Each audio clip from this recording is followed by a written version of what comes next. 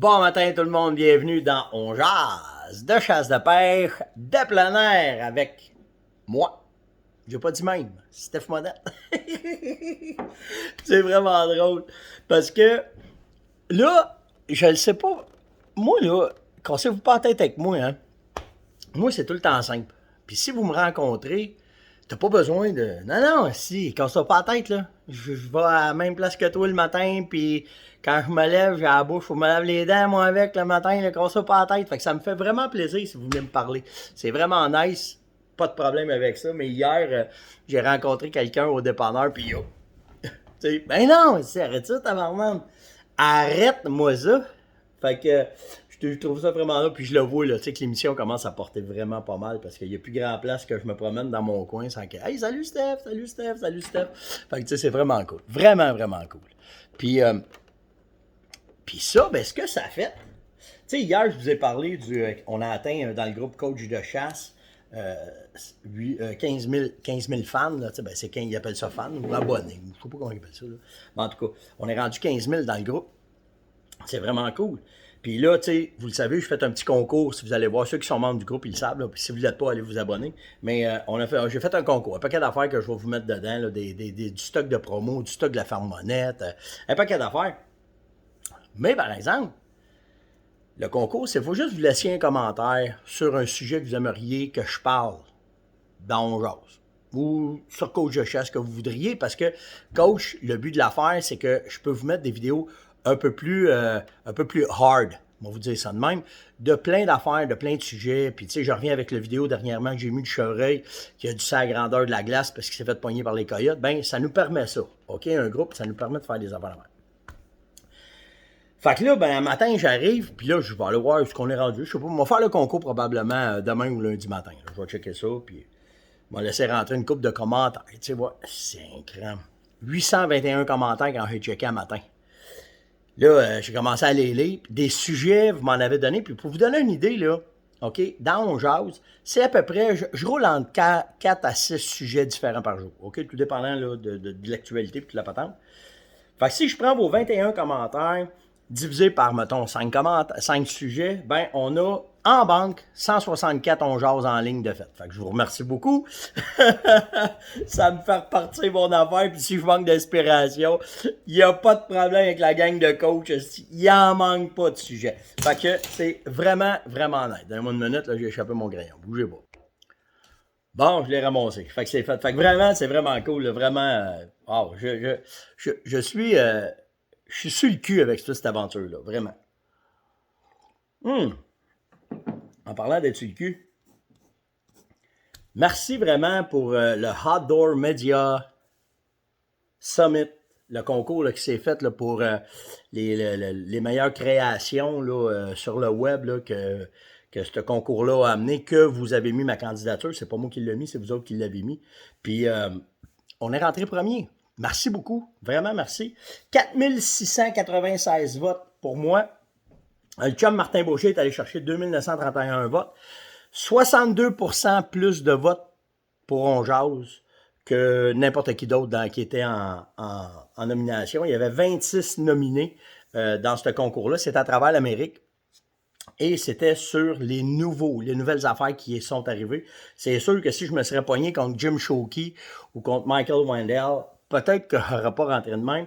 Mais dans les nouveautés, en tout cas, de ce qui semble être la classification, ben, on est rentré premier. Et je vous en remercie. Qu'est-ce que ça va donner? C'est beau. On va vous le dire plus tard, là, c'est beau. C'est beau, aucune idée. Mais vraiment, merci beaucoup. Puis, pour vous donner une autre idée, ça, c'est vraiment cool, par exemple. Moi puis Martin, là, OK, dans ce concours-là, on est 200% plus de votes que n'importe qui en Amérique. Asti, au Québec, vous êtes capotés. On a clashé les États. Youh! Un matin, il doit y avoir un gars aux États qui fait « Who the fuck is these two guys? » C'est vraiment, vraiment nice.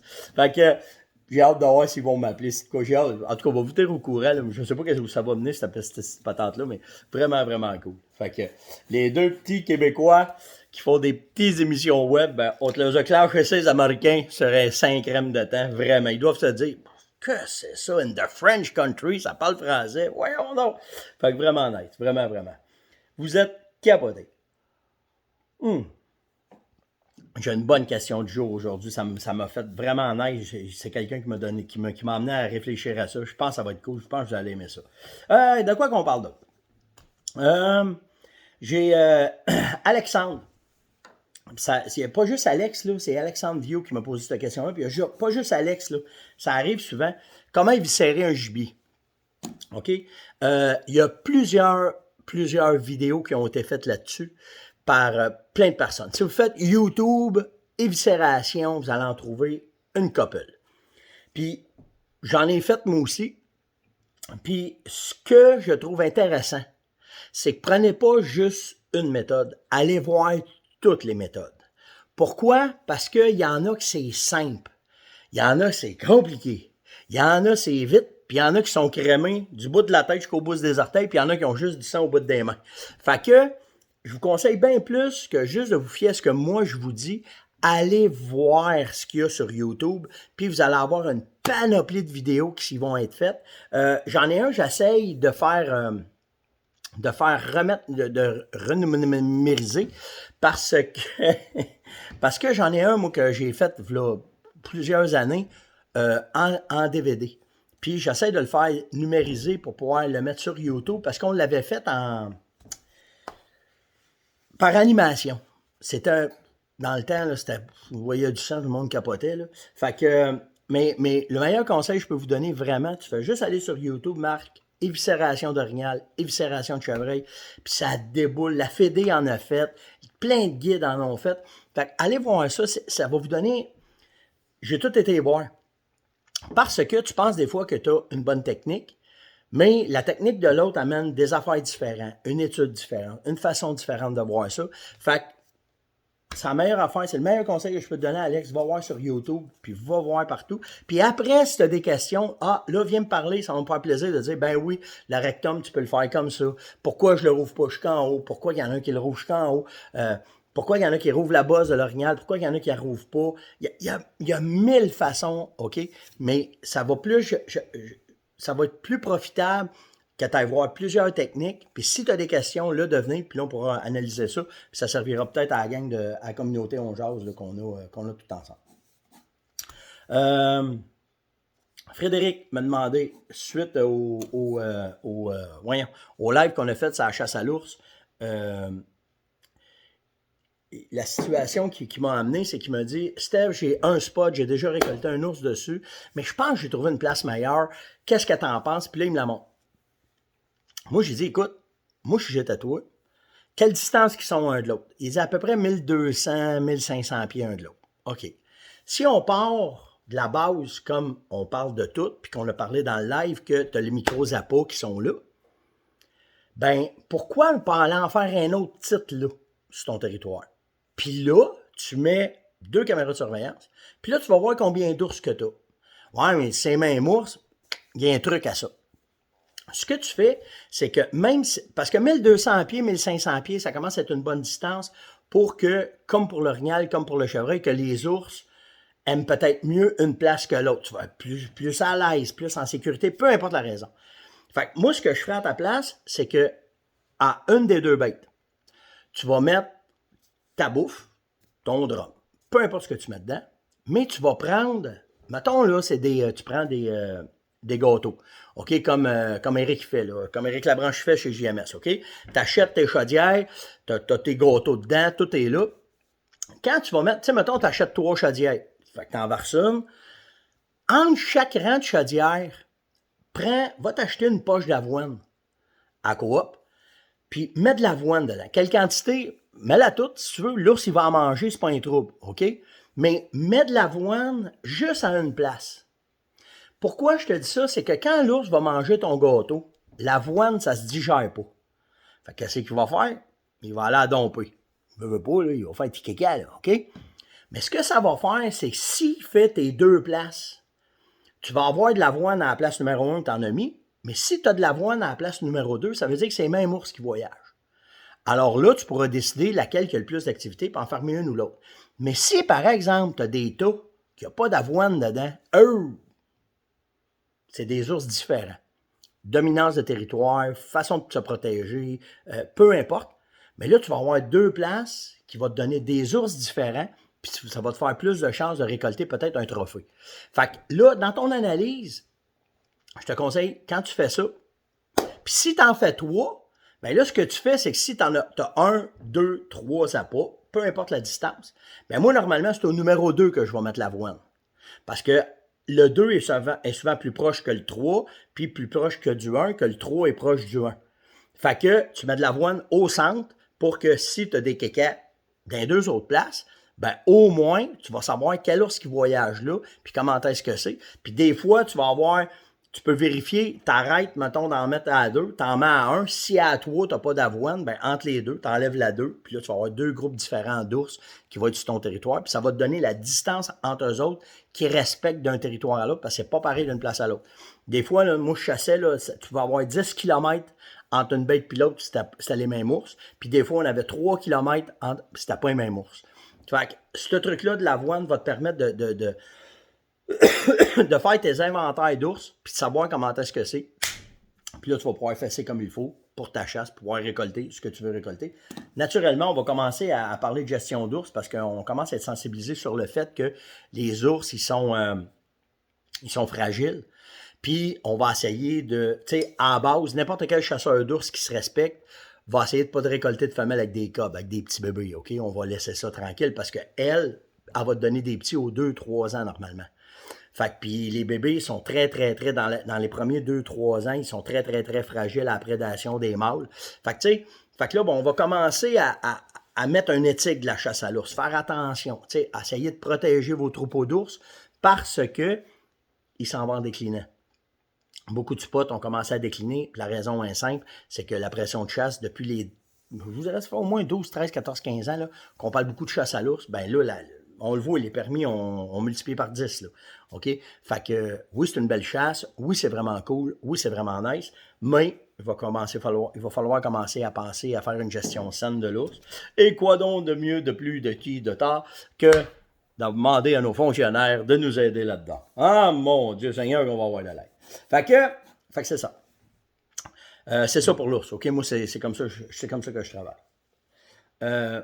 Un autre Alex, c'est pas le même, mais c'est un nom comme Steph, là. Moi, l'année des Steph, là, en 70, là, il y avait un chanteur qui s'appelait Stéphane, je sais pas c'était quoi, Stéphane la banane de quelque chose, là. Puis, toutes nos mères ont tombé il a fait une chanson, ça a l'air, mais toutes nos mères ont tombé en amour avec. On a tout appelé Stéphane d'une claque. Fait que, Alex, probablement, là, je sais pas c'est quoi, là, mais il y en a des Alex. Il me demande, c'est quand le meilleur temps pour ramasser les panaches? On peut-tu aller dans les ravages pour aller faire ça? Tu touches pas au ravage à cet incite. OK, c'est sacré un ravage. En entour, peut-être, mais tu vas pas dedans, puis tu mets même pas de pression, puis tu fais rien, parce que là, il commence à être dans le pire temps pour un chevreuil pour déplacer de l'énergie. Il fait fret, il y a de la neige, puis là, ils n'ont plus de nourriture. Puis là, le métabolisme à fin janvier, février, est complètement viré de bord. Ils mangent moins. Puis là, ben, toutes les répercussions de l'automne, si l'automne a été trop long, si le rut a été débalancé, si, c'est hyper fragile. Fait que là, ta job à cet incite, c'est, si tu peux, va faire des traces de raquettes alentour pour leur donner un accès à de la nouvelle nourriture, mais va pas niaiser dans les ravages. Oublie les cornes. De toute façon, mon meilleur succès, moi, pour ramasser des cornes, c'est vraiment au printemps. Parce que, au printemps, quand ils sortent des ravages, autant les orignaux que les chevreuils, quand ils s'en vont, tu vas avoir des trails qu'ils ont fait. Puis les trails, souvent, sont pleins de marde. OK? C'est un sujet de marde, matin. On vient de parler de marde, on dirait, matin. Hein? Mais sérieusement, ils sont pleins de crottins. Puis, ce crottin-là fait une isolation d'un trail. Fait que la neige fond partout, sauf d'un trail de chevreuil jusqu'à bien du crottin. Puis ça, là, ça dure à peu près une semaine et demie. Puis si tu embarques dans le bois, puis tu vas voir pour ramasser des cornes, c'est facile de trouver où ils ont passé l'hiver. Vu que c'est facile, les cornes ont tombé dans ce coin-là, tu vas en ramasser plusieurs. L'orignal aussi, c'est la même affaire. Fait que les endroits où il y avait bien de chevreuil, tu vas voir, là, les trails de crottin, il y en a, ça n'a pas de bon sens. Puis là, ben, c'est plus facile de trouver les panaches. Mais s'il vous plaît, faites attention au ravage à ce temps-ci. La même affaire pour les gars de motoneige, hein.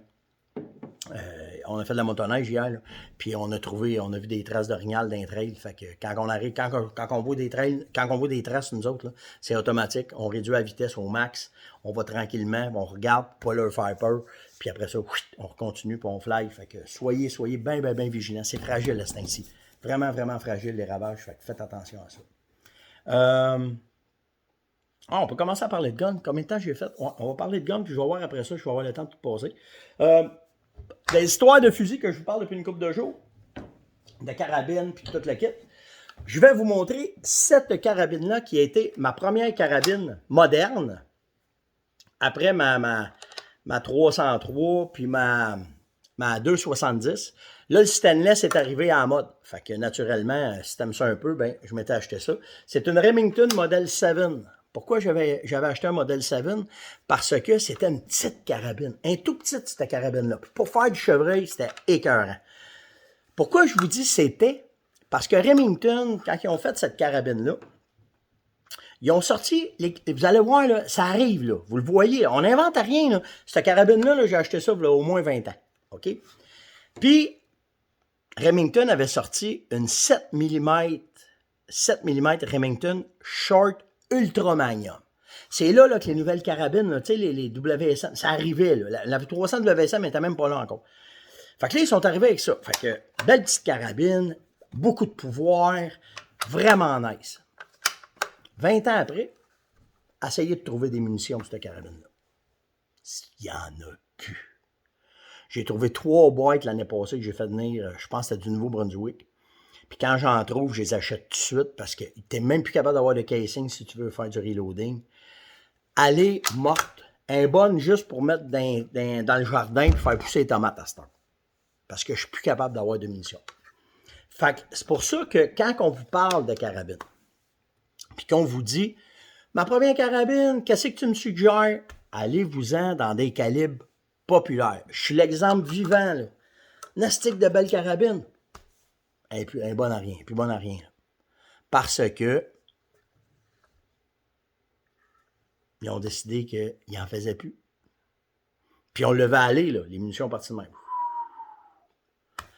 Fait que quand vous décidez d'acheter une carabine, ben, à moins que tu aies un astic de tripeux de gun, là, puis tu vas avoir tous les astiques de calibre pas possible, puis tu veux. Mais moi, comme chasseur, là, ma première priorité comme carabine, c'est l'accès aux munitions. Parce que si tu voyages d'un pays à un autre, puis tu arrives l'autre bord, tu arrives à peu importe où ce que tu es, puis tu manques de munitions, ta carabine se désajuste. Tu casses ton télescope. M'en va en acheter un autre. Mets un télescope dessus, ça me prend des balles pour ajuster. Si t'as ça, là, tu risques bonne chance. T'es mieux de mettre une corde en plein milieu du canon pour regarder où qu'elle va tirer parce que t'auras pas d'autres moyens, parce que t'auras pas de munitions. Fait que, tu sais, faites attention à ça quand vous achetez une arme. J'ai rien contre le fait que tu peux acheter des armes de collection. Là. Ça, c'est pas un problème, c'est un autre game. Là. Mais quand vous achetez une arme de chasse, je vous conseille fortement d'aller chercher des calibres populaires ou bien t'attends. T'attends de voir comment est-ce que ça va faire, puis garder le meilleur exemple encore, puis ça me gosse vraiment, puis ça m'écoeure, là. Avec la pandémie, là, la 300 WSM, là, qui est un calibre qui a passé le test. Il y en a en masse, là, OK? Les compagnies, là, ils mettent de l'argent dans les 300 Win Mag, dans les 3006, dans les 308. Parce que le rapport vente de ces munitions-là est même pas comparable à une 300 WSM. Qu'est-ce qui arrive? Pas de 300 WSM. Fait que tu sais, même si c'est un calibre qui est super populaire, 270 WSM, ça a été hyper populaire. Pas de munitions. Puis ça me surprendrait même pas qu'ils profiteraient de la pandémie. Puis je parle pas de aucune compagnie, là. Mais n'importe quelle compagnie qui fait des produits veut essayer de rapetisser sa gamme de SKU, ce qu'on appelle les produits. Là. Un SKU, là, c'est chaque produit a un SKU. OK? Un numéro attitré à lui. Fait qu'exemple, tu as du préorbital, tu l'as en 30 ml puis tu l'as en 15 ml, ben c'est un SKU pour le 15 ml puis un SKU pour le 30 ml. Fait que si tu arrives dans une carabine puis que tu as des calibres, il y en a dessus, ça n'a pas de bon sens. Fait que si tu es une compagnie puis que là, tu arrives en temps de récession ou en temps de pandémie, puis que là, tu dis, oh, qu'est-ce qu'on vend le plus? Là, tu fais une sélection. Puis je l'ai fait avec la ferme. Là. J'ai fait la même affaire comme gestionnaire, OK? Fait que là, eux autres vont choisir. Les calibres qui vendent moins, on n'en fait pas. C'est ce qui arrive avec la 300 WSM. Drette ça. Ça fait chier parce que j'en ai des carabines de ça, là. Je l'aime, ce calibre-là. C'est un calibre qui est in between la 338, la 300 Win Mag. Je l'aime, cette carabine-là. Ça claque, j'aime ça. Pas de munitions. Fait que, dans vos choix, comme j'ai fait un mauvais choix, vraiment, là, je vais vous dire ça de même, puis les magasins disaient, c'est le calibre du futur. Puis il y avait eu des articles là-dessus, là. Astique, il y avait eu des articles. On s'est dit, hey, ça, là, c'est la carabine idéale pour faire du gros gibier. On y va. C'est pas celle-là. Je sais pas si vous vous souvenez. Hey, là, les jeunes, vous allez me trouver mon oncle en esti.